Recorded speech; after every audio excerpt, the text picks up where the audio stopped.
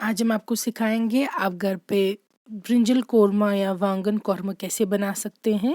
आप इसको वांगन दानवल कौरमा भी बोल सकते हैं क्योंकि इसमें कोरिएंडर का इस्तेमाल होता है। काफ़ी ज़्यादा टेस्टी बनता है, इसलिए आप ज़रूर एंड तक देखिएगा, बिल्कुल स्किप नहीं कीजिएगा क्योंकि इंग्रेडिएंट्स में डालने के टाइम दिखा दूंगी। और आप देखिएगा ये कितना ज़्यादा यमी बनेगा घर पे बनाकर, और फीडबैक सेंड कीजिएगा हमारे फेसबुक और Instagram page Kashmir food fusion पे, और हमारी चैनल कश्मीर फूड फ्यूजन को सब्सक्राइब करना नहीं भूलिएगा। तो यहाँ पे इंग्रेडिएंट्स में हमने लिया है ब्रिंजल या वांगन, इसको बोलते हैं कश्मीरी में 1 kg। इसको हमने इस तरीके से 4 कट्स दिए हैं। ऊपर से इस तरीके से इसको क्लीन करना होता है, और इसकी टेल जो है वो भी क्लीन करनी होती है क्योंकि वहाँ पे थोड़े कांटे जैसे होते हैं। तो इस तरीके से आप क्लीन करेंगे और अंदर से चेक करेंगे कीड़े ना हो। हमने लिया है दही 1 kg, और मस्टर्ड ऑयल या कसूर तेल लिया है हमने कुकिंग के लिए। बाकी इंग्रेडिएंट्स में डालने के टाइम दिखा दूंगी। पहले डाल देंगे आप मस्टर्ड ऑयल एक पैन में।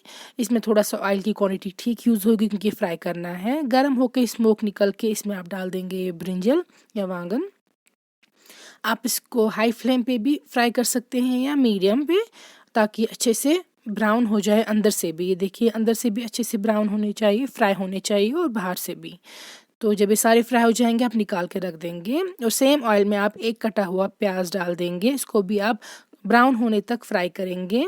देख सकते हैं आप प्याज जो है वो ब्राउन हो चुका है, तो इसको भी हम अब निकाल के रख देंगे एक दूसरी बोल में। तो ये यहाँ पे इस रेसिपी में आपको प्याज जो है वो अच्छे से प्रॉपरली फ्राई करना है। तो जब ये पूरा फ्राई हो जाएगा आप निकाल के रख देंगे, और फिर हम दही तैयार कर देंगे। तो हमने 1 kg दही लिया है, उसको विस्क किया पहले, फिर डाल दिया उसमें 6 से 7 छोटी इलायची निचल, 4 से 5 लौंग रोंग, 3 बड़ी इलायची बुड़ल, दालचीनी की स्टिक्स 2 दालचीन।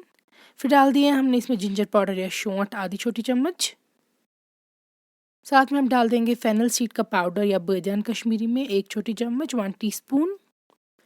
मीट मसाला का पाउडर मैं डाल रही हूँ, आप डाल सकते हैं ½ टीस्पून, ये बहुत टेस्टी बन जाता है ऐड करके। नमक अपने टेस्ट के अकॉर्डिंग आप एडजस्ट करेंगे। और गार्लिक का पेस्ट या रोहन डाल रही हूँ मैं 2 छोटी चम्मच। आप चाहे तो नॉर्मल गार्लिक भी ऐड कर सकते हैं। अभी मेरा गैस यहाँ पे बर्नर बंद है। इसके बाद मैं स्पाइसेस ऐड करके पहले मिक्स करूँगी उनको, फिर बर्नर ऑन कर दूँगी, वरना कर्डलिंग हो जाएगी जो दही है उसकी। तो अब जो हमने इसमें अंडा ऐड नहीं किया है, इसलिए हमें इसको विस्क करते रहना है ताकि कर्डलिंग ना हो या दूध फटे ना। तो ये देखिए इसमें उबाल आ चुका है, और उबालने के बाद लेस चांस होते हैं फटने के। इसके बाद हम इसमें डाल देंगे क्लैरिफाइड बटर या घी 1 बड़ी चम्मच। मैं इसमें ऑयल नहीं ऐड कर रही हूँ, इसलिए मैं इसमें घी अच्छी क्वांटिटी में डाल रही हूँ। आप चाहे तो ऑयल ऐड कर सकते हैं। अब लेंगे हम जो हमने फ्राइड प्याज हैं वो भी इसी में ऐड कर देंगे इसी स्टेज पे, ताकि वो जो है रिड्यूस हो जाए, वो भी कुक हो जाए। ये देखिए यहाँ पे आप देख सकते हैं जो हमने घी ऐड किया था वो सारा साइड्स पे आ चुका है। दही जो है वो काफ़ी रिड्यूस हो चुकी है, थिक हो चुकी है। और इस स्टेज पे हम डाल रहे हैं हल्दी आधी छोटी चम्मच लेदर। आप चाहे तो इसको वाइट ही रख सकते हैं, लेकिन ये ज़्यादा अच्छा लगता है कौरमा येलोविश कलर का, तो इसलिए हमने हल्दी ऐड कर दी है इसमें। वाइट अगर रखेंगे बिल्कुल तो वो यखनी जैसा लगेगा। अब हम इसमें डाल रहे हैं पानी। पानी आप डाल देंगे इसमें तकरीबन जितना आपको कवर करना है वांगन को, उस हिसाब से, बहुत ज़्यादा ऐड नहीं कीजिएगा। तो यहाँ पे देखिए अब जो पानी है डालने के बाद हमने उबाल आया है पहले इसको करी को इसकी। अब जब ये करी उबल रही है तब हम इसमें डाल देंगे वांगन जो हमने फ्राई करके रख दिए थे, बैंगन।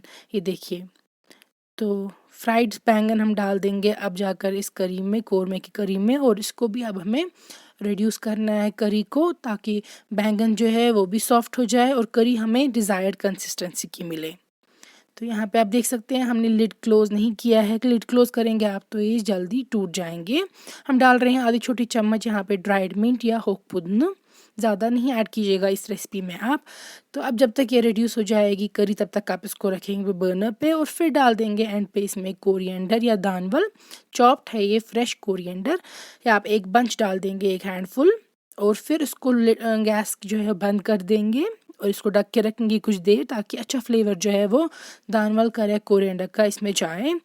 तो अब देखिए तैयार है। इसमें हम गार्निश के लिए डाल देंगे ऊपर से जो आलमंड्स हैं वो, और फिर से कोरिएंडर थोड़ा सा।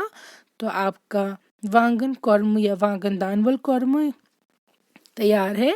आप ज़रूर इसी तरीके से बनाइएगा। इसको गरम सर्व करते हैं और चावल के साथ खाया जाता है और ये रेसिपी आप ज़रूर ट्राई कीजिएगा सेम वे में।